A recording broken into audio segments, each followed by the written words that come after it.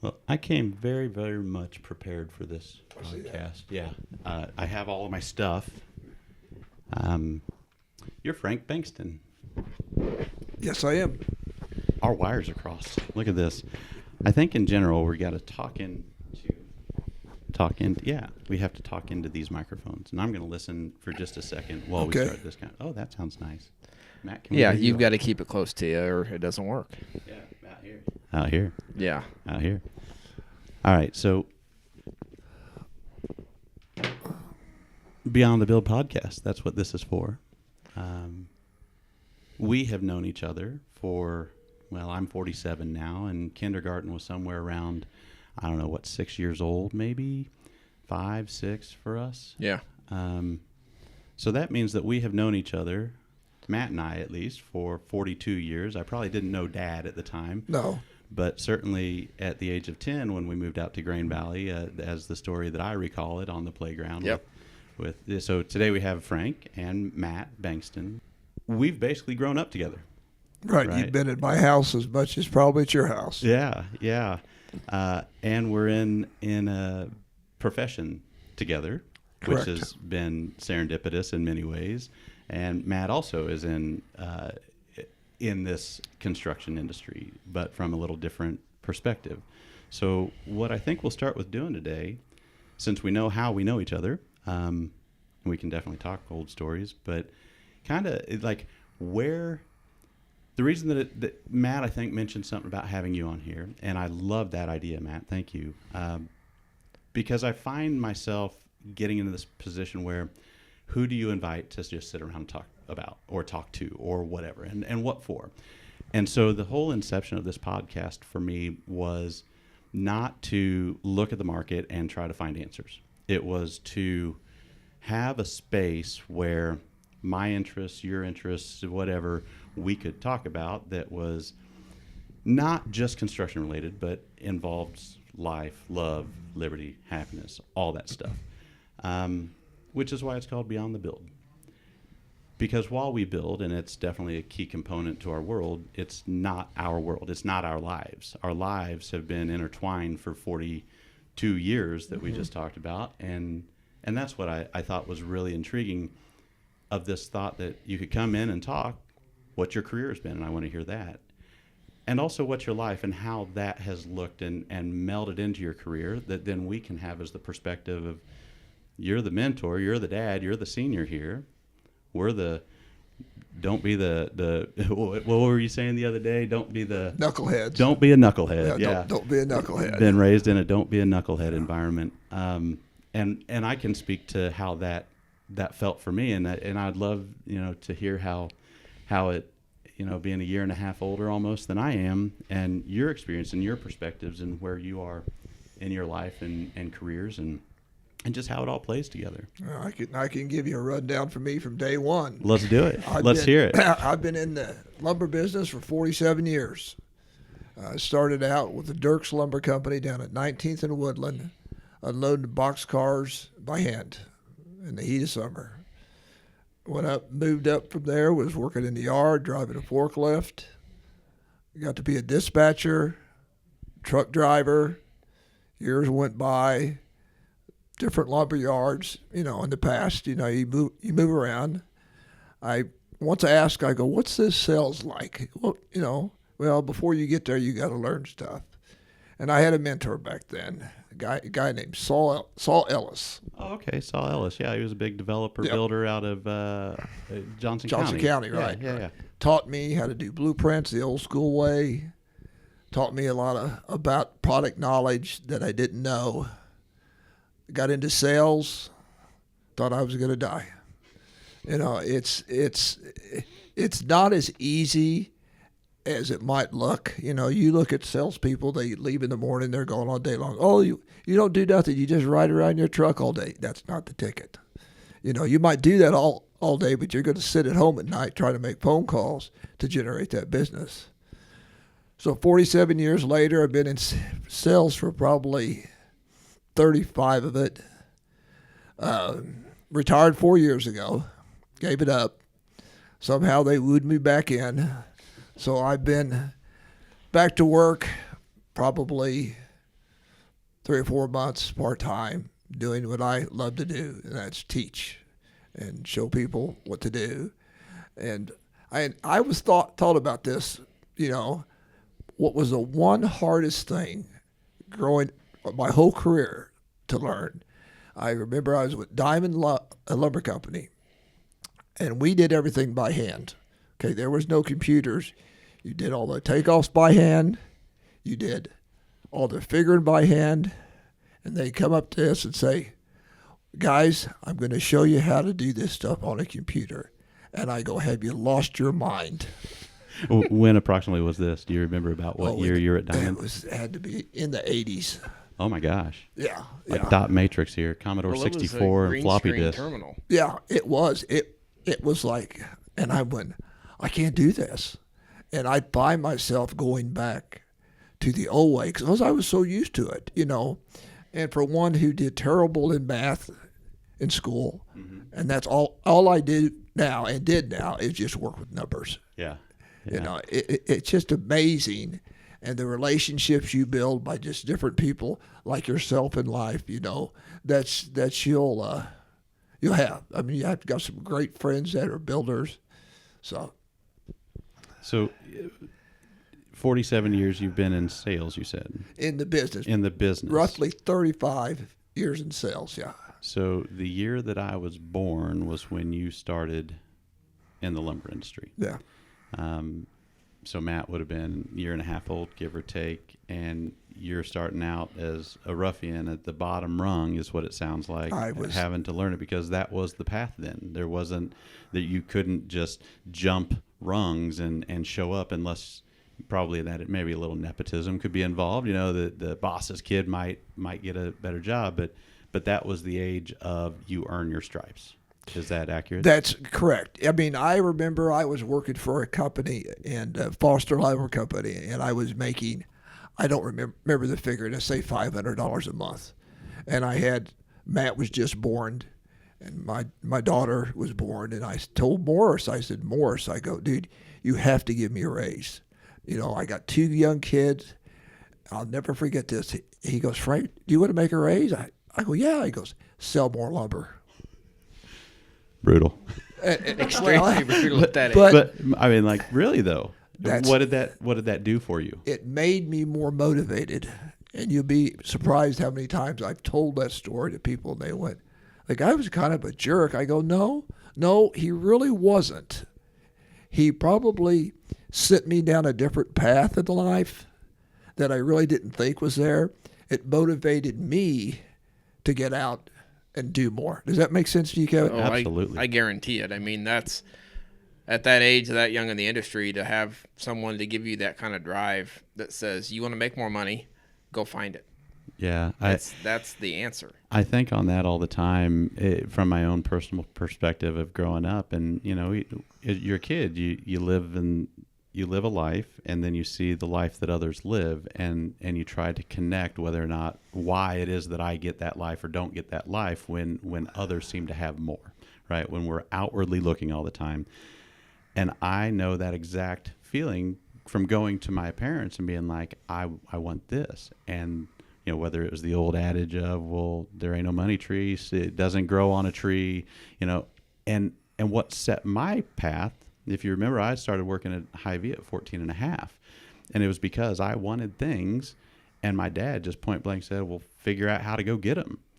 And I don't know if that was the imprinting that just stuck, but in absence of, I knew I had desires, and so it became this well, I guess I got to go figure it out. And now, whatever, that was, golly, a lot of years later now, and it still seems to be a driving force. And so when I meet and come across people that don't have that drive, it's a curiosity for me. And I've never not had that drive except for in these small moments. In those moments, I can look at and go, well, I understand why I didn't have the drive. Not always for the best reasons, but it was, it's definitely been that when somebody when that push gets made, and you want to, or you have to, as opposed to, you could have blamed him your entire life for not having the things that you wanted, but instead you saw it and you went, oh shit, okay, I guess I want these things. I got to go figure something else. And you work harder and you figure that process out. Well, I mean, and Kevin, your generation with you and Matt and even Richie and Joe, but you don't mention those guys. You don't see the motivation that you guys have and have now anymore. I mean, it's very slim to see somebody. But looking back at what you guys have accomplished, it's just amazing, and it's proud for me to be with Matt of what he's accomplished with Keller. You know what I'm saying, and in your business. Well, thank you. Yeah, it's those other guys that you're talking about. They've owned their businesses, bought businesses, had their successes and failures, and the judgment against and for, and all the same stuff, and I think about our, whether it's Gen X or, the boomers or Gen Z and all these labels that we're putting on one another. But even within Gen X, I'm at the tail end of it. I would probably be classified by some more as the millennial in mindset and these things. Then I look at like my brother, who's only 3 years older, solidly Gen Xer. And I work around a lot of people that are 3 and 4 and 5 years older, so solidly Gen Xer. And there is a different, especially at this age, a different kind of drive. And it's almost, I see it as being bred from the greatest generation or the silent generation, which were, similar eras, that the offspring of them going from a scarcity world of the Great Depression and maybe were just born or didn't really get to enjoy the Roaring '20s from an economic standpoint. And so after the Depression, there's this whole other mindset of you don't have, and now we have this opportunity to have greatness, and that resonated to allow the boomers to do their thing that created such a surplus for us. And when we're seeing all these things and it's attainable and it's just at that store and it only costs this much, and why can't we? It's hard when you're a kid to see that. Now looking back, I'm like, oh no, we were through a transition period. Today, 40 years later, everything is a surplus in our economy. Right. In our economy. And people will talk, in my opinion, of from a scarcity or they don't have. But really, I think the language is that nobody's providing for me. And that's the different shift. Like Matt doesn't expect that what you have, he automatically gets. And I can remember hearing, and I hear it all over the time, like I had some expectation of an inheritance, and I ripped that out of my mind from a young age as I'm reading my grandmother and grandfather's bumper sticker that literally on their camper, their travel trailer, said, I'm spending my children's inheritance. And I used to joke about it, and I would make fun with my parents about it, and they'd harumph about it, and I was just like, well, good for them. I'm glad they're enjoying and I rooted that into me so long ago that I don't know how to function in another way. So, the big thumbs. I've been the accountable one for me, to me, for the company, to the company, and in absence. Even through the surplus, I've had to recognize that. But that's a challenge that I see with a lot of people. There's just so much surplus, and everybody expects that they, too, should have in absence of the effort. Well, I look at Matt, I look at you. Don't you think in today's society, the up-and-coming young adults maybe think that they need to hand it to them in a sense?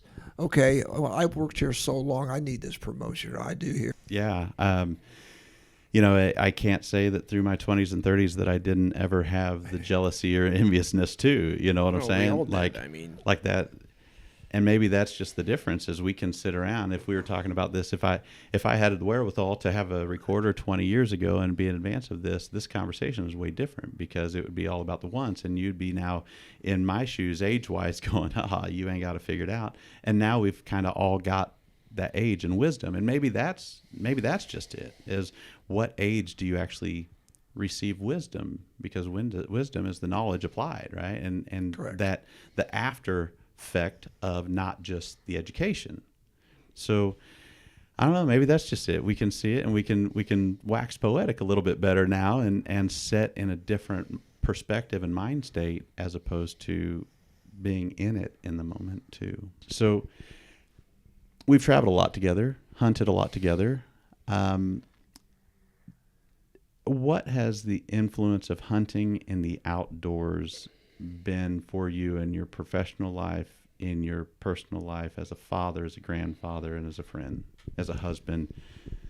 Like, what's the great outdoors, and how does it? And seeing you with your Rogers hat and your Heartland waterfowl, and just knowing our life together, I have a good sense as to where this goes. But I'd love to hear your perspective on it. Well, in mine, I can go from, let's go with friendship with you involved. I look at the times that we went hunting and even fishing, and it's not necessarily, in my mind, is did you shoot a deer? Did you not shoot a deer? Did you shoot a turkey? Did you shoot a duck? It's the time that you spend together and the time that you bond with friends and family.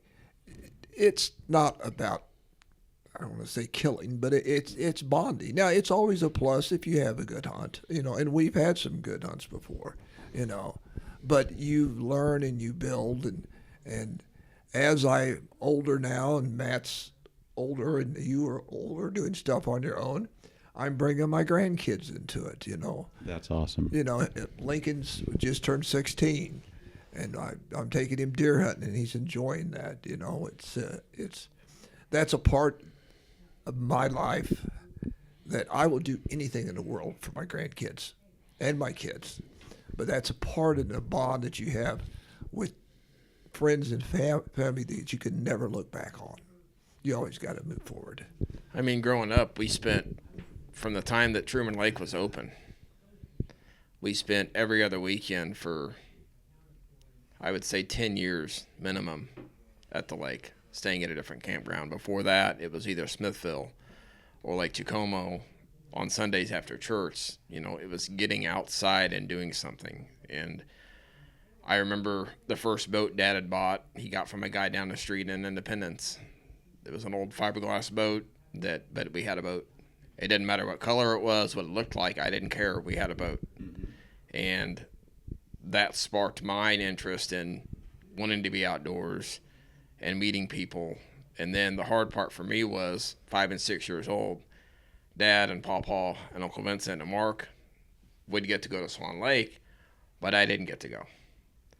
But, sharing hunts with us, with you, with Brad and his boys, I mean, it's spending time outside, building relationships with people, sharing common interests, just, spending a weekend outside, whether it was deer camp up north in Kirksville, when you were going to college. And Glad that camper didn't burn down on you, Frank, because you guys would have looked pretty funny in that bed together had I not have showed up.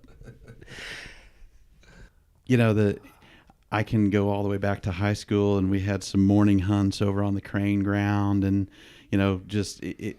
I can recall like my desire for the kill more than anything, the get me to the end. And all through that was when, you guys had your little camper, and it was sized for your family. We'll just get this out on the table. Every fucking thing you guys had was sized for your family. And then here comes big boy Kevy, and so the 4-foot John boat that I damn near tip over every time I move in it, that we're finally like, just sit down, just sit the fuck down, don't move. It just, those experiences are even in the moment, like, I found richness to them. I was there because I enjoyed it. It was a longing that I had to get outside. And it was a thing that even from growing up, like, my uncles had their mounts. My dad had his deer stuff or his whatever, but it was from a bygone era. Mm-hmm. And when he was working 6 days a week, 12 hours a day, he was gone. Yep. Like, it was not accessible. And so I think somewhere along the way, like this, I was getting shipped off to my grandparents in the summertime for a month every summer. And that was fantastic. I got to explore Colorado from a camper, from a whole nother perspective than what I would get staying here with my parents. And then as we were growing up, you guys offering the opportunity to get out and travel and taking me deer hunting and staying in the hotels in Macon and learning all these stuff and learning the lessons of keep your gun loaded, don't keep your gun loaded, hold it, whatever it is, that those little things that you can read about, you can see and watch all the shows, but to look back, like we were experiencing that. I was learning these little life hacks, these little life lessons, step after step after step, and I also feel like I was one that was pushing a lot of boundaries with that. And I know in our relationship and the times that we were out and what we were trying to accomplish, yet there was this whole other overall effect of just like, man, we're doing a thing, and deer camp became not about the deer. Deer camp evolved 10 years ago into, cool, I get a chance to now host deer camp. That was one of the, when we had everybody down on the 83 acres that year until whatever happened, like those years were really some of the funnest years because I then got the opportunity to provide back. Right. To host, even at a young age, because whether it's duck camp, deer camp, whatever, everybody says the same thing that first Friday night. Well, hell, we didn't even go out this weekend. Like these stories still are stories out of the camps that I'm still plugged into. Yeah. But my life has changed, and the adventure is no longer the adventure. My adventures have changed, but those foundational, like to me, are so critical growing up too, of being able to experience this other perspective and that bonding, and seeing the relationships that can form that have now lasted a lifetime. Really, I mean, you could eat. I'd be pissed at staying in a tent when you're in your camper in the air conditioning, and I can also look back and go, fuck yeah. I got the opportunity to stay in a tent next to, and then they let me on their boat, and then I got to go fishing where I wouldn't have been fishing before. I would have been reading a book or playing a video game or something. And that energy and that release and being out there in the wild and kind of having, I'm going to say this not in a, I don't know how this is going to come out. It doesn't fucking matter. It was almost in an unbridled way. You weren't a dictator when it came to the rules and the regulations. You let us be knuckleheads till we got to the point of, all right, too much of a knucklehead, rein it in, boys. Yeah. And because we had that bandwidth to do that, Matt's alarm would go off well before mine would, because he knew the beating that he was getting ready to have for my actions, and recognizing that now and going, wait, no, that all happened because the space was given. Yeah. You provided us the space. You had the little bit of land. My parents had land, but you had more toys, and so your toys seemed surely a lot more fun than the toys that I had. And when food, well, your food was different than mine. I don't get swans. Swans taste good. And so all these experiences that I got to experience in this open-armed situation, priceless. Which is why 40 years later we're still as close as what I feel like we are, and why I tell you how much I love you all the time, every time I see you. And there may have been times in our teenage years that we pushed the limits too far and stuff got broken and had to get hauled back. But I don't remember those. No, and I can remember when you guys. Let's take it one step further. Let's take it to cars. I'd take the boys to the car show. I had a Nova, Matt had an Impala, and the boys would come over, and no matter who was at my house, our house with me and my wife Paula, and it was dinner time, she would always have enough for whoever. If it was 3 or 4 or 7, she always would. She always would. Anybody was welcome, no matter what walk of life. It didn't matter. Yeah. And there was weeknights and weekends that there may be nothing going on in the shop. There might be 40 people and 15 cars parked out in the driveway. But we were building something or working on something and then going to the coin. The coin. Yeah, that was good times. Good times. Several years of a lot of fun and a bunch of really good people and hanging out with Jack, and what was his buddy's name that went with us? Ray. Yes. Jack and Ray, and getting to see thousands of cars and just having a summer experience for a couple of years. It was really, that's it, right? I mean, we got to experience. We were in the thick of it. Yeah. We were teenagers running around with a bunch of middle-aged people that had all the cool shit. Like that was reality, and somehow along the way, it's still like, you want more, you got to experience more. There's more out there, and then I look back and I'm like, no. My life has been full. It's been full of a lot of these adventures, and when I replay that video, the number of adventures that you guys are in the clip, it makes my heart glow. It really does. Well, thank you. And then I can also think of being chased with a fucking antenna across the driveway like it's a buggy whip getting ready to whoop my ass because of being sideways. You know, it's life, right? You know what I'm talking about? Yeah, I do. No, we've done a lot. We've experienced a lot. And the biggest learning part was with Dad was I was into all kinds of cars. You know, we built his Pro Street Nova. I was into lowriders, and we lowered vehicles that shouldn't be lowered. I got into car stereos, and I said, well, we need to build a speaker box. He helped me build my first enclosure. Then I started doing cars for people at school. We built some pretty crazy enclosures for vehicles. And then I said, we're going to put hydraulics on a Blazer. And he said, figure out what we need. And we did. I mean, there wasn't a task that we asked how to do as teenagers that he said, no, we can't do that. Yeah, we always figured out a way to do it. You didn't give us the limitation and say, no, you can't. It was generally with a, okay, yeah. What do you need to do that? Just shut the lights off of the shop when you're Yeah, done. just shut the lights off. Don't burn the place down. Don't kill each other. Yeah, that's what I'd say. Yeah, it was lots and lots and lots of that. And like I said, I know that I was probably a little envelope presser. I mean, I can look back at my life pretty clearly and see the challenges that I created for others in different moments. And I can also recall like what was in my mind at the time, and whether I can recall it clearly or I like to put the story to it today to repaint it. It doesn't matter. It's just been the story of our life, right. And there were some unbelievable experiences that I have kept with me as an anchor for so many things. And then somehow 5 years slides by, and then 6 years, and then 10 years, and all of a sudden you feel like you're out of touch with whoever, whatever, wherever.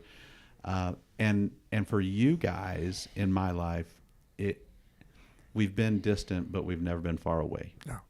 And that's a feeling that I truly, of relationships in my life, I can't say has been the same with many, but it's definitely been with your family. Well, I'll be 73 in June, and I don't feel like I'm 73. I mean, you know, it's just like every day is a new day, you know. I mean, yeah, do I move a little slower? You bet I do. You know, when I go duck hunting with my buddy Mark, we land a boat and say, what in the world are we doing?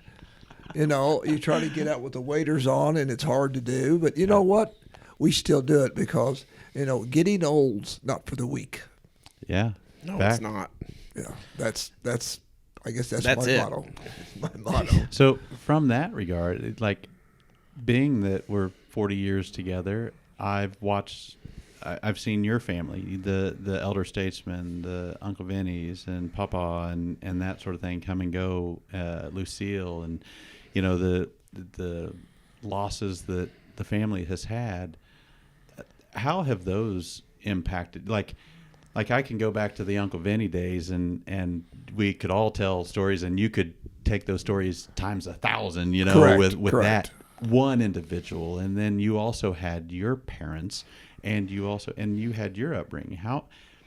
How has that imprinting for you really translated to who you have become and the father and the grandfather that you are? I contribute a lot of that to my wife. We've been married 54 years, you know, and she's my rock.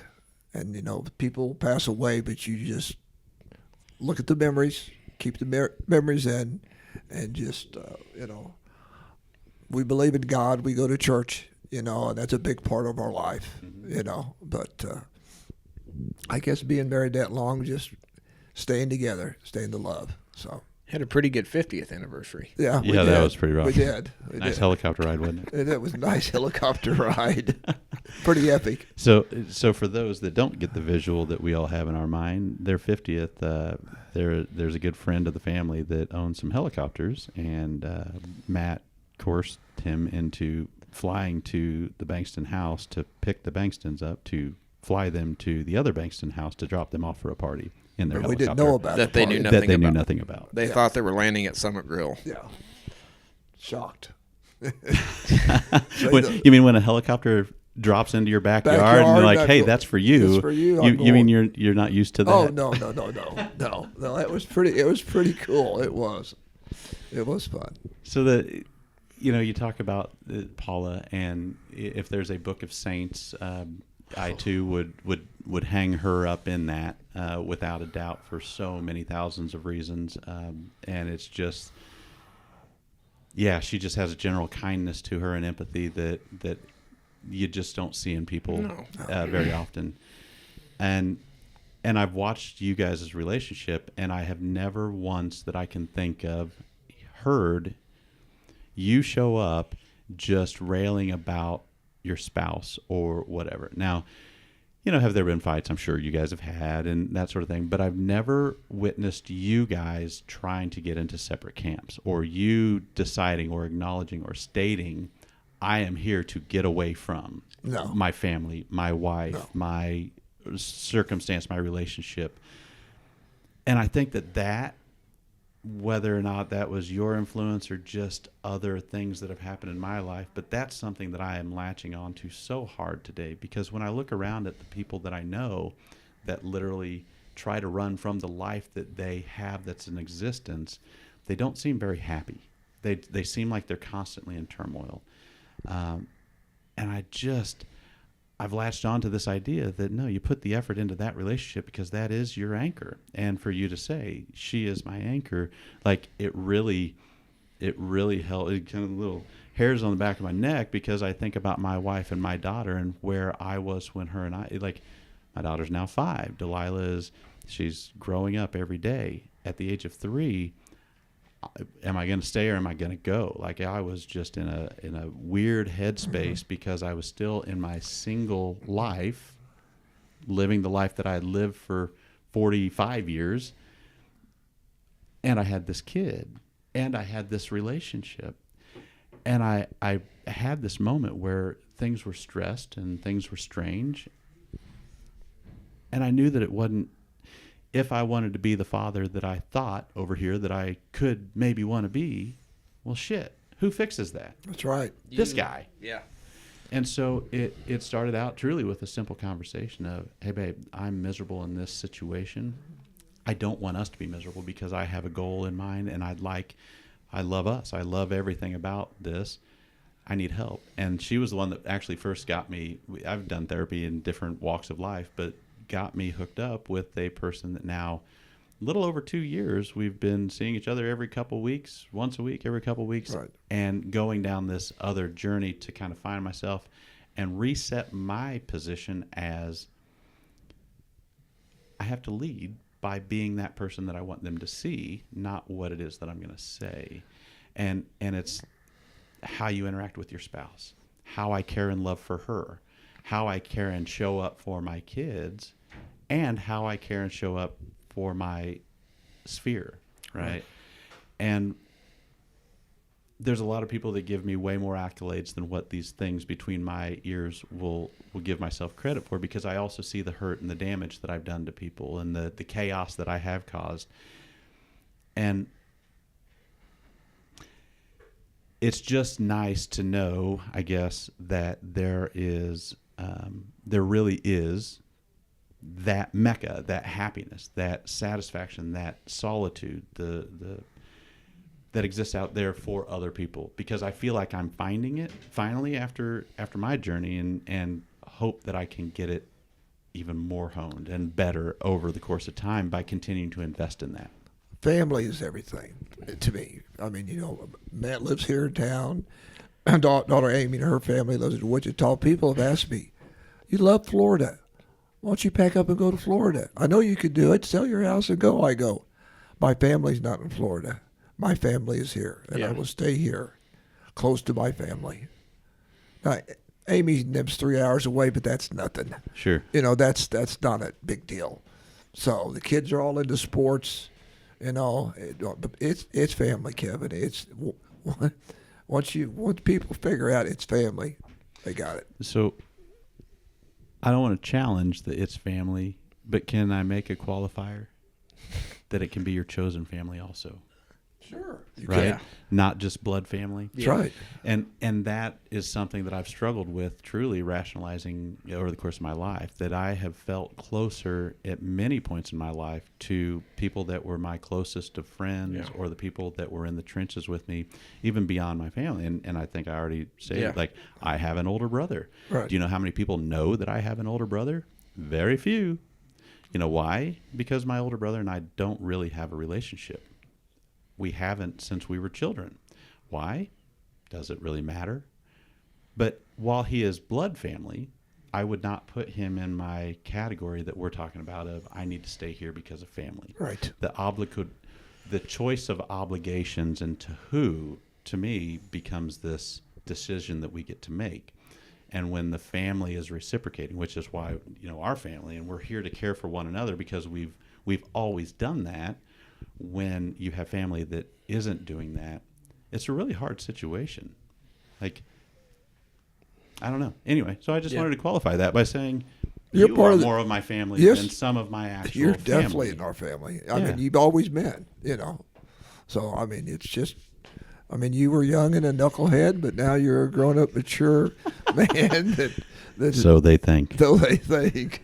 And to go back on the relationship part of it, growing up, I was raised in a very loving, supportive family, to the point that when I would be around others and, Still recording. people would have arguments and adults, friends, parents would get in fights, I would be shocked as, well, why are they doing that? Why are they fighting? Why are they yelling at each other? I wasn't used to that.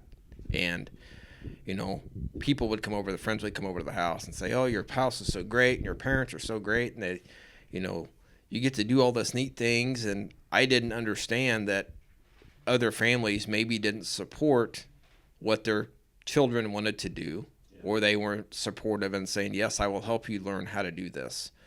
Or, it was, and you go to the age of now to where everything's electronics and you can sit a child in front of a television for 20 years or 30 years. I think we're seeing the byproduct of that. And it was hard to keep me inside. Even when we lived in Independence, it was hard to keep me inside. I wanted to be outside all the time. I'm not an inside person. I have to be outside doing something. I have to stay busy. And so we had, the ability to go outside and play outside and, build stuff, work on cars, didn't matter, take John boats down the Snibar River and lose it. Tip them over. Lose all your shit. It was floodwater. Not smart. No, Scott told us it was a bad idea. What we learned that day, what I learned that day, was you absolutely need to understand the directional flow of water and the directional flow of the craft that you're trying to launch in the directionally flowing water. Yes. You don't put the ass end upstream. That's a bad idea. We learned a lesson. Or 7 guys on a pontoon boat snagging season. Nothing bad ever came of that. Jimmy brought that up today, by the way. Yeah, we could spend days, and that's like, I don't say that in we can't talk about all this stuff because, oh my God, it'll spend days. I say it with the level of excitement. Yeah. We could fucking spend days talking about the experiences that we've had that are exciting, that were, and then we've had our own solo experiences that we could bring back in that kind of reinforce that. But just going through the 20 plus years that we were like thick as thieves, basically, days and days and days telling story after story after story after story, which is kind of part of what this is. We may get together from time to time and just talk stories, because when you can look back at stories now, for me, it's like, what can I glean from that? Like, what was the thing out of that story that I could either utilize today, or that I can reference, or that I can take and help apply through the story to maybe help somebody else because it resonates. And I think that, for me, is what Beyond the Build and what any of this has to do with, even the social media marketing in general. I've latched onto a couple things, right? media and marketing, it has shifted. It shifted from the newspaper, well, before the newspaper, to the crier, to the whatever. We've seen all these progressions, now the internet, now social media, now, and at the end of the day, it's our TVs have turned into this, has turned into our phones. And so your attention, where are people's attention? Well, for 50 years, it was sitting on a couch looking at a thing. Well, now people are mobile again. They're back here because technology has advanced to a point. But with that media, what do you do with it? What the fuck's it for? What is the attention for? Is it to sell a widget? For some, but it's not for me. Like, none of what I'm doing, while it will create an economic stimulus, isn't about me making money, and it's not about me feeling good about social media or podcasting. It's about trying to find these stories and get that attention and try to help whoever it is. So what you're doing in your career is also very germane to this, because I watched two paths. You know Larry that founded this company. You guys have known each other for 40 years. Yes. You guys are on different arcs. You're on different stage of life arcs, even though you're within a couple years age of one another, because he was the owner operator here. He was the founder of this, and he knew one thing, which is do. He didn't successfully make the jump off to teach. He is still out trying at 74, 75 years old to project manage, to go do these, to get this job, to be productive. And I watch you, who sat in here 15 or whatever, an hour ago, and said, yeah, no, I got hired back on because I'm now the teacher. I love to teach. I want to mentor. And that resonates because 40 years ago, you loved to mentor. You loved to teach. You loved to show. You seemed that way. You were never put off or perturbed by the questions of him or I. Well, I tell the guys now, I mean, 84 gave me the opportunity to come back and teach. And I tell them now, there is no dumb questions. Yeah. You ask me anything in the world, because there's no dumb questions. And they look at me like, okay. Yeah. So. And being able to jump off onto that arc and take that will give you additional meaning, even above your children and your grandchildren and your spouse. That then provides that meaningful work. You know, you already have a meaningful life. Now you are getting reengaged in the meaningful work. And I believe that it takes both of those things to truly internally be happy for all humans. They're just two core foundational things that I think that everybody needs. And so watching you do that, again, gives me kind of this excitement for, I know that Larry's path is not mine. However, 40 years ago, Larry's path was the one that I wanted, because I was a kid at the lake and I saw him rolling through with his glitz and glamour and the money, and then I grew up a little bit and I would run into him at these receptions and reunions and funerals and whatever, and I'm like, holy fuck, look at that life. And it was all this excitement, and the Jack and the Rays and all these guys, that was flowing down through to him that I got a taste of. And so I wanted that. Yeah, we all saw it. And then it's like you get there and it's the same fucking story you hear from every other high successful person. It's like, it's still not satisfying. And so then it's more of the grind. It's more of the grind. You just, how much more, to the point that now you've missed your life because you've succeeded in this thing that is your work, but you don't have these other life experiences that we're talking about. Right. And to each their own. I'm not judging those decisions of those people, but I'm saying that I look at it and I'm like, that's not my path. Larry's path is not my path. Larry's relationship is not my relationship. And yours aren't either. Mine's my own, but I get to take what I see out of you and him and her and they, and then how does this fit? And that's the exciting thing for me, is watching people get off of the I'm the doer into the I'm the mentor teacher arc. And I'm watching this over and over and over again as I'm aging. And I'm like, there it is. That's where I want to be. Right. So that's what all this stuff is for me. This is the position of changing the company face that I have to now not be the thing that I work on but that I work on that then works for me. there's got to be more that we've got. What else? Tell me a little bit about what you're back now. I think I just let the cat out of the bag. You are back. Yes. You're retired. Let's talk about that. Tell the story and where things are now. 4 years ago, and I got a phone call in June from corporate, and asked me if I was bored, and I go, no, not really.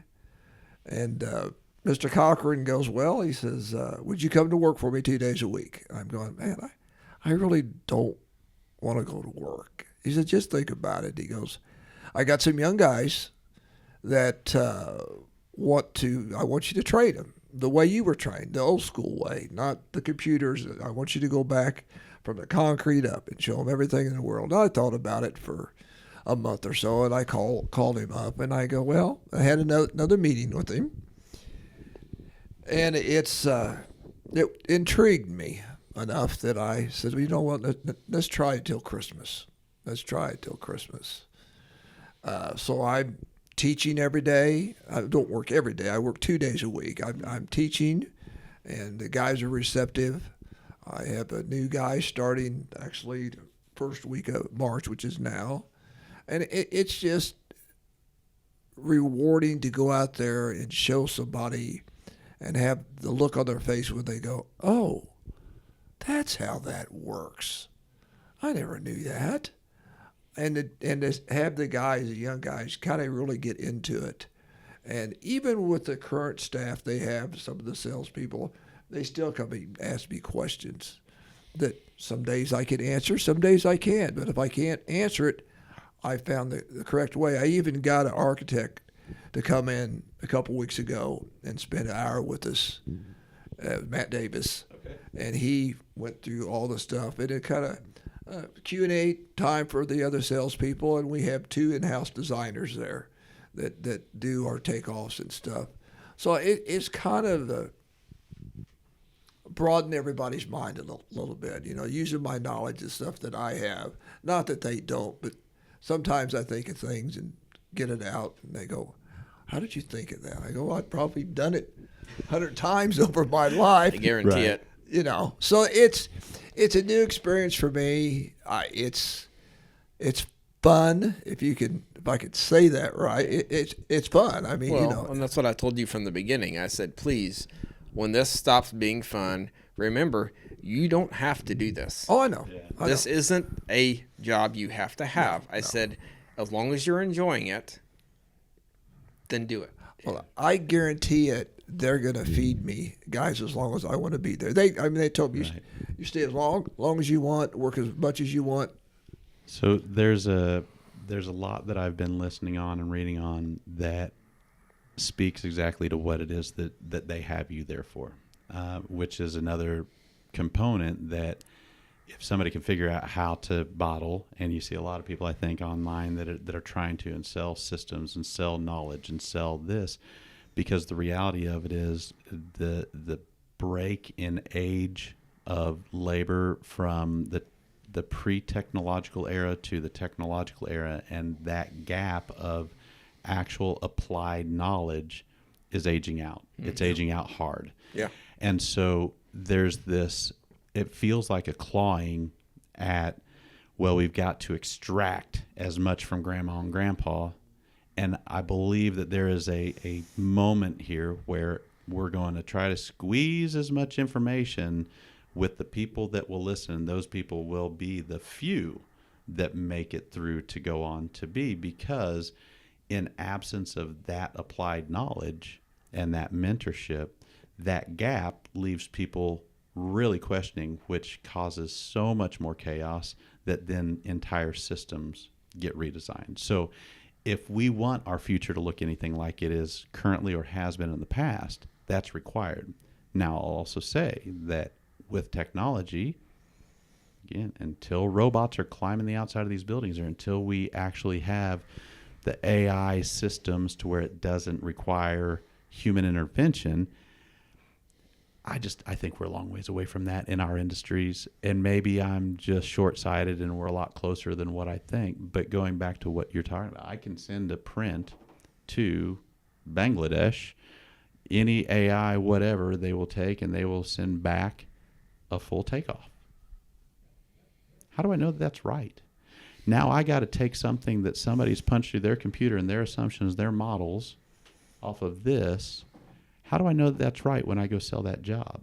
And so then we trick ourselves into saying, well, no, Frank knows better because he's done this and here's how. And until we get the point that we know that these models and these new things are accurate because we've tested them against what is known or what fails, and who's willing to take the risk on these bids and budgets at failure, who pays that price, it leads back to another mantra that I've been living with now for a couple of years, which is follow the money.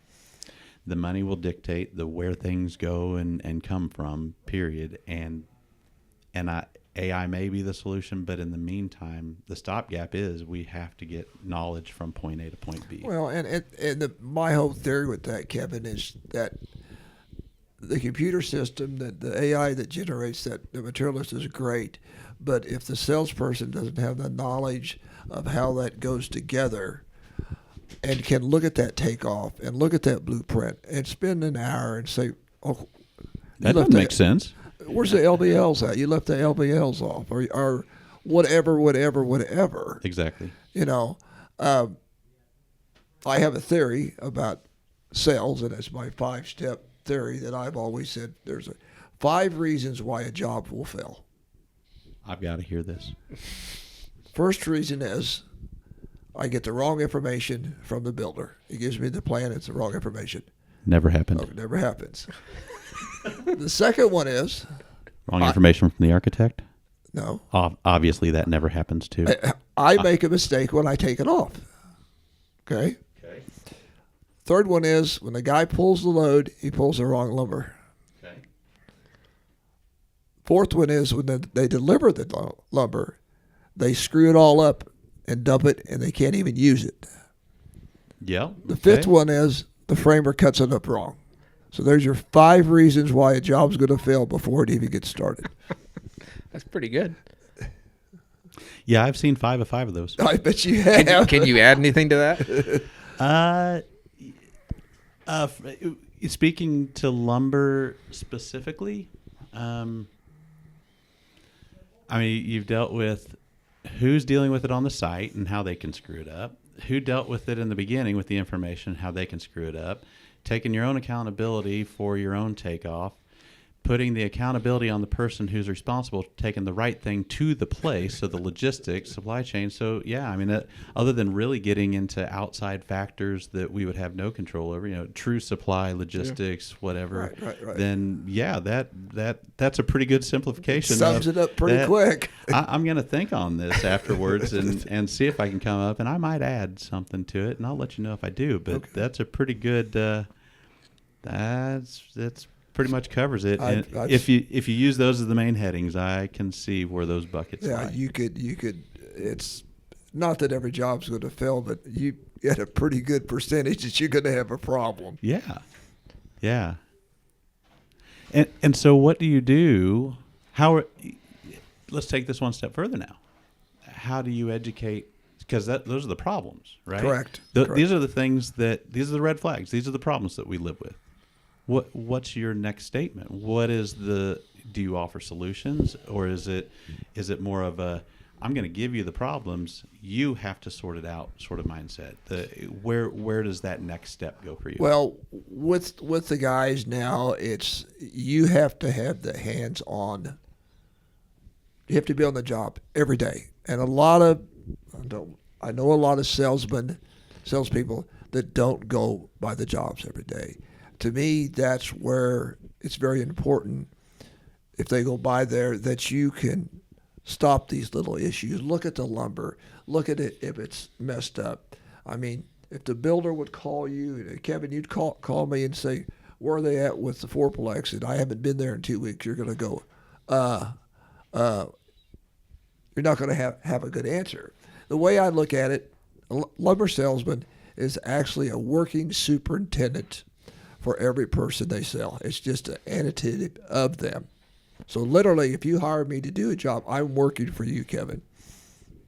And I think, do you feel like that that level of accountability and responsibility on the lumberyard side or on the salesperson side is lacking in the industry historically? Are you the unicorn? Is there 6 other unicorns, and we could probably pull some of the names that we could all grab out of the top of our heads? There's some unicorns out there like myself. But as far as the remaining balance of lumber salesmen, is that a dying mentality? Is there a disconnection from how others view this? I see that, yes, Kevin, there is. Now I couldn't give you percentage. So much of the yards, I mean, we can go in Texas, so much of that is just a PO system. I'm going to give you 25 POs and you're going to ship me 25 houses. You don't build relationships with that. You don't like we have here. I mean, so much of the business here in Kansas City and Kansas is a relationship. No matter if you're in lumber business or what my son does with Keller, right. It's a relationship business. So once you build that and you're able to be trusted, you've got it. But yes, I think you're seeing more of the PO system housing where it's like, okay, just shove it at the door. I don't need to go by there, Right. So that's what I'm trying to install in some of these guys, if that makes sense. Yeah. So even if it's PO system, because we effectively had a PO system, like Yes. we rewind back to the UBC days and that sort of thing, and Cheryl, and all of this was bred from here's this salesperson, and they get X percent, and Larry rolls in from whatever education he got, and he's like, well, no, I'm not paying that percent. I don't need a salesperson. I'm just going to stick a ticket, and you're going to pull that ticket out of a drawer when I call you and I say I need the next building, and then you're going to put the ticket back in the drawer, and then you're going to pull it back out, and you're going to load that and ship it to me. And so this production mindset that I grew up with actually fits into what you're saying about in Texas, and whether it's Hortons or Lennars and these types of Pulte's, these companies have developed their systems and models based off of their major efficiencies and their major contracts and the PO systems of we've done the heavy lifting. Later on, I only want somebody when there's a problem. Otherwise, pull this ticket, send it out, pull this ticket, send it out. But then you add those 5 other portions in Correct. that could affect it at any point in time. So maybe you take the lumber salesman out because you're just pulling another ticket, right? So that one, but you still have 4 ways that this thing can go sideways. That framer, well, that's somebody else's responsibility as far as the builder ultimately, or the project manager. But what I hear you say is when you have that good relationship with the builder, you as a lumber salesman are out there talking to him. Sometimes you can catch that shit before it goes wrong, or you can help educate. So I've had the blessing of having a lot of former framers that have worked around us with us, whether that was Larry or Chris or whoever, people that have had cabinet making, trim, framing knowledge, not necessarily production or construction management, but they have these trade knowledges. And so we internally rely on them for helping vet that stuff and to make sure that we have those communications. But then I'll get the guy that came out off the food line, and he doesn't know what that system is as a construction manager. So having a Frank, having somebody that's also there who wants to communicate with that guy is a good way that he learns too. Because when you call them and say, hey, remember on this building, we talked about that this is the case, and those framers, I saw them on the last building, and they cut this material instead of that, which costs you or them or they. So I'm letting you know so that that doesn't happen again. And that level of that relationship is what I'm hearing that you can't get out of AI. You can't get out of the computer. You can get it as a check mark on a box or on a schedule or on a system, but that actual interaction in real time is a human-to-human thing. Intentionality versus fear, right? That was another subject that's been on my mind, and I could appreciate your take on it. I'll set the stage. So intentionality being, I want to go here and do this thing, so I'm making these decisions, versus fear being, I'm afraid of whatever may happen by trying to get to something, therefore I'm going to take this course. Have you ever thought of life or anything from that perspective of being intentional versus being fearful about your decisions? Can you think of any time that you've No, because been intentional or been afraid of something and made a choice? No, I mean, I might have been a little reluctant to maybe go down that path, but I always try to think what my end result's going to be. You know, my wife gets mad because when I do something, I plan it to the end. I can think it out in my head and plan out every move that should be made. I can't think exactly that. So no, I don't steer away from things. Now, if it looks like it's not going to be a good deal, yes, I definitely look at that. So, but it's after you analyze from the opportunity side, right. Not just going, "Ooh, that sounds scary. I'm not going to do that." No. You'll flip it over a few times Yes, if it's something that you think might be of interest. It has to be, the decision has to be intentional. That's the best way to put it. Yeah. If you want to do something, and like he said, he can figure out from beginning to end what it's going to take to get there, and maybe at some point he may decide, well, this isn't a good decision, so we're not going to go down this path. But he's a thorough thinker. Not to say that I had done stuff and then said, "Whoa, no, we don't really want to do that. Let's back up on that." So yeah. How has that felt, and how do you see it now? If you look back at your former self, and in any moment, in any time that's been the case, where you've been like, I have a plan, I have a vision, and you take so many steps in, and you're like, woohoo, maybe not so much. Like, what was the next feeling? You make a decision to back up. You make a decision to come back and retrace. How do you? I think my question is, are you able to just reset and move on? Do the rumination over the failure or the loss, or like how do you mentally process that? Well, and I have, I think, a good example of that. Okay. That I'm going to use that in my career. Okay, when I was working full time, I was a very not patient person.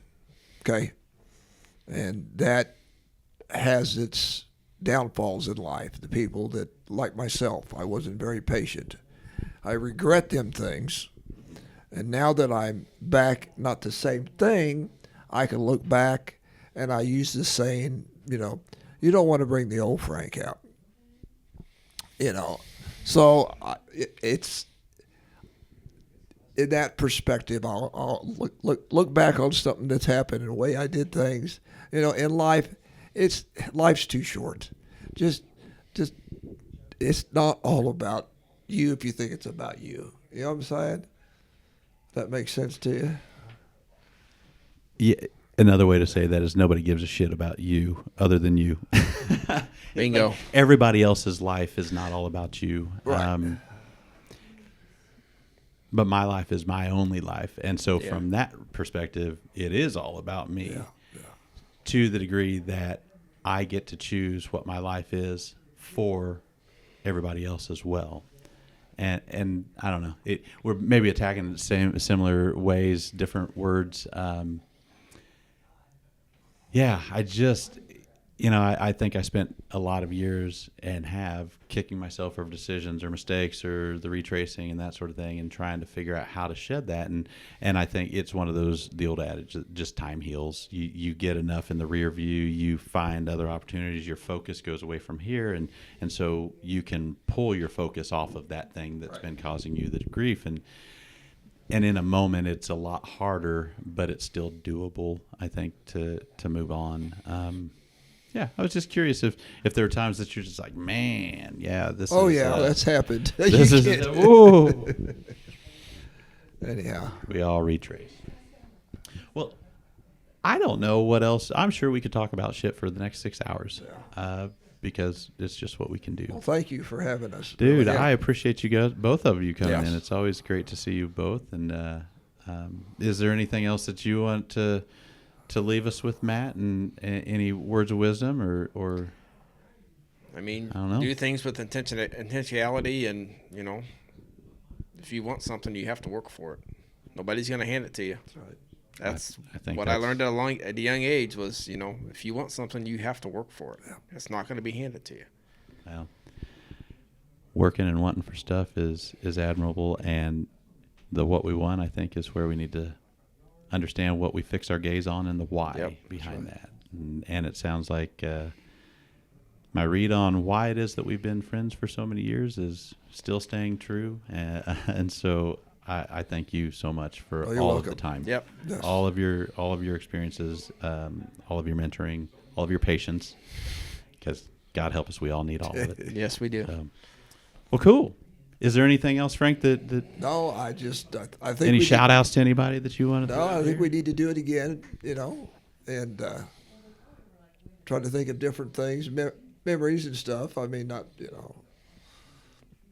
you see, here's my list of questions. You had one I wrote question. One Frank. That was it. I think we did well. We covered all boundaries. No, I Yeah. really appreciate it. This is good fun. Yeah. We'll Good do it time. in the panini pot at some That point. sounds great. And we'll make a sandwich. It'll be great. Sounds great.